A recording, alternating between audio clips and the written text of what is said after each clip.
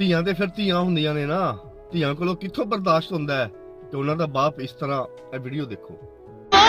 ਦੁਨੀਆ ਦਿਆ ਸੋਹਣਿਆ ਰੱਬਾ,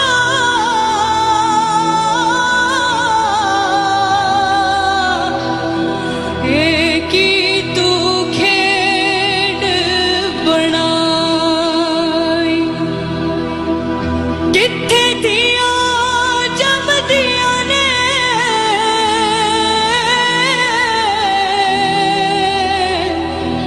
ਤੇ ਜਾ ਕਿੱਥੇ ਵਾਗ ਖੜਾਈ।